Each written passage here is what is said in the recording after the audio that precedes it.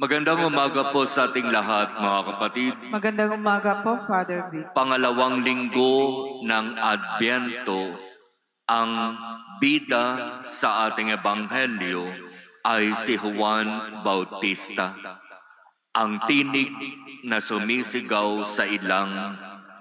Ang mensahe, ihanda ang daraanan ng Panginoon, tuwirin ang kanyang landas.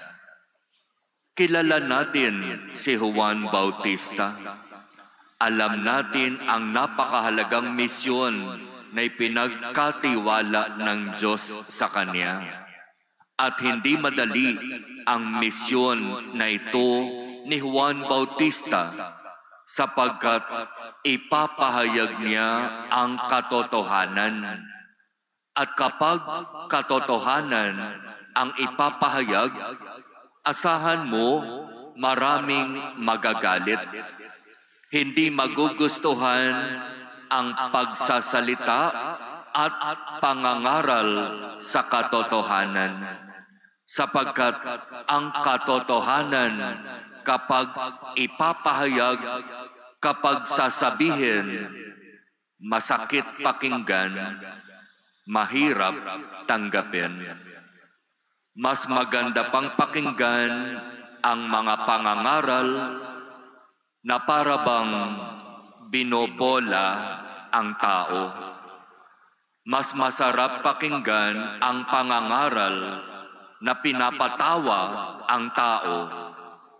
Pero kapag katotohanan ang sasabihin, napakaseryoso naman ng taong yan.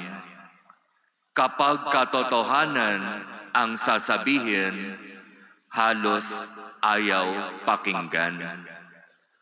Mga kapatid, si Juan Bautista ay itinalaga at tinawag para ipahayag ang katotohanan at anyayahan ang mga tao na magsisi.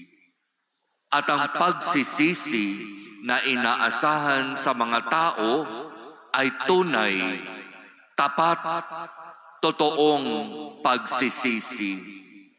Hindi pakitang tao lamang, hindi mababaw na uri ng pagsisisi lamang.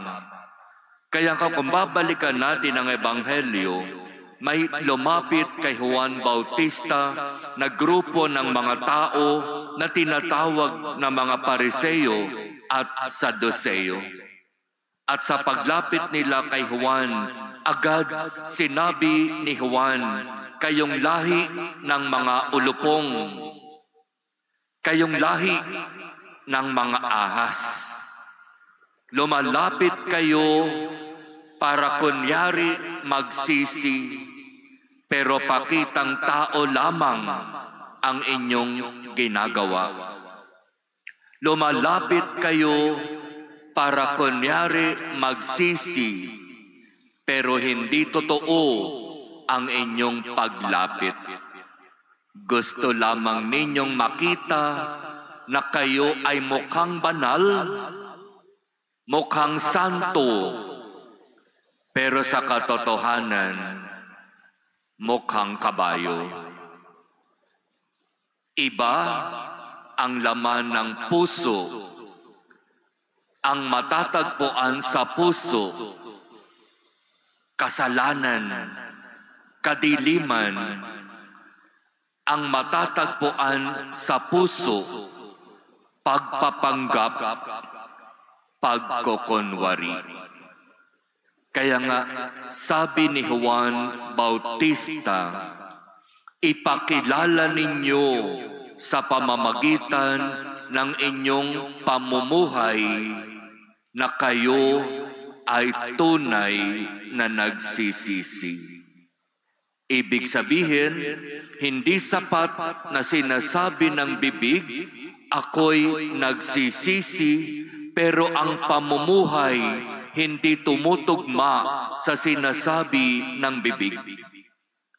Ipakita ninyo sa pamamagitan ng gawa na tunay nga kayong nagsisisi.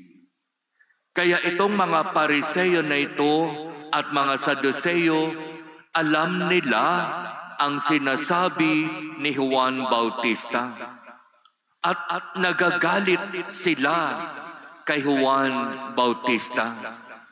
Kung merong nagtatanim ng galit, ng sama ng loob, kung merong nagpaplano na ipadakip, ipapatay si Juan Bautista, ilan itong grupo na ito na tinatawag na mga Pariseo at Saduceo.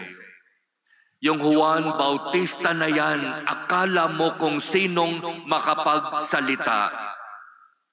Yung Juan Bautista na yan, kapag nangaral, ako ang pinapatamaan. Yung Juan Bautista na yan, kapag nangaral, akala mo wala sang ginagawang masama. Pero alam natin, katotohanan ang ipinapahayag ni Juan Bautista. Kaya nga sabi sa Ebanghelyo, hinabing balahibo ng kamelyo ang damit ni Juan. Balat ang kanyang pamigkis, balang at pulot-pukyutan ang kanyang pagkain.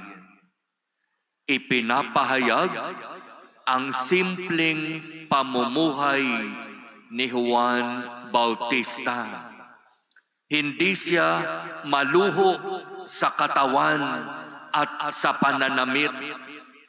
Hindi niya kailangan ipakita, maganda ang aking damit, maganda ang aking kasuotan.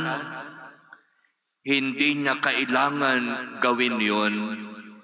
Sa pangangaral ni Juan Bautista, ipinapakita niya sa kanyang anyo ang kung ano ang ibig sabihin ng maging mababang loob. Kay Juan Bautista, walang yabang, walang kataasan, walang pagpapanggap, walang pagkukunwari, walang palabas, walang pakitang tao. Katotohanan ang matatagpuan kay Juan Bautista sa salita at gawa. At punong-puno ng kababaang loob itong si Juan Bautista. Sabi niya, hindi ako karapat-dapat kahit maging tagapagkalag ng tali ng kanyang sandalyas. Sino ako kung ihahalin tulad sa Mesiyas na darating? Binibinyagan ko kayo sa tubig, pero ang darating na kasunod ko ang magbibinyag sa inyo sa Espiritu Santo. Kinakailangan ako'y mawala sa eksena at ang Mesiyas, si Jesus, ang maitaas at maipakilala. Kababaang loob ni Juan Bautista. Sa totoo, ang ganitong uri ng pamumuhay ni Juan Bautista at ang kanyang mensahe ang naging dahilan upang siya'y kainisan, upang marami ang magalit at magtanim ng galit sa kanya. Di ba? Namatay si Juan Bautista na pinugutan ng ulo. May araw ka rin. Kapag nakakita ako ng pagkakataon, ipapapatay kita. Di ba? Iyan yung ayaw nating mangyari sa atin. Gusto natin tahimik payapang buhay. Ayaw natin ng may nagagalit sa atin. Ayaw natin nang tayo ay nagbibitaw ng salita na masakit tanggapin kahit totoo.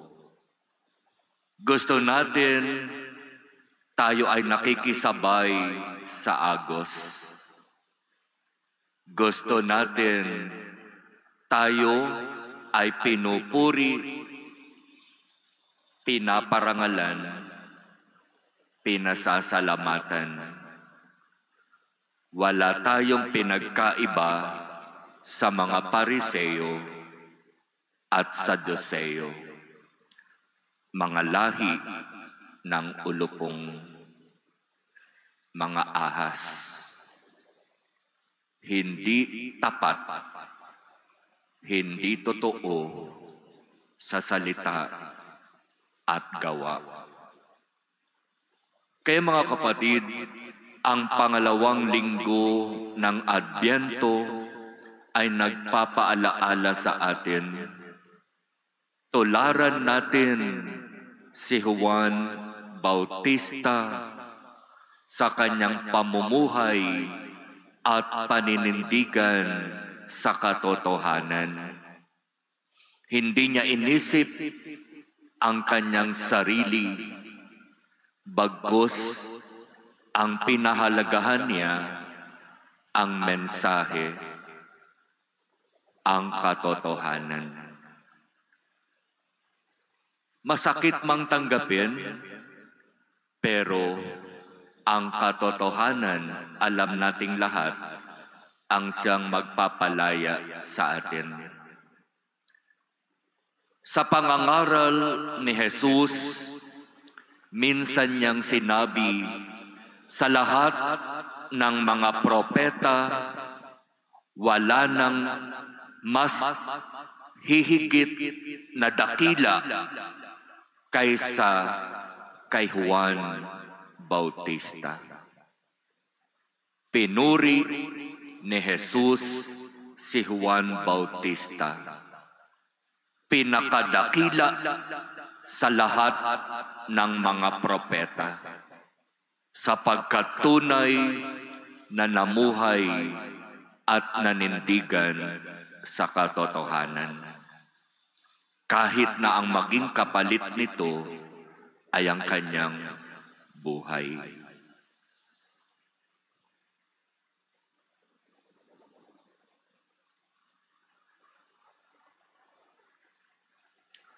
Amen.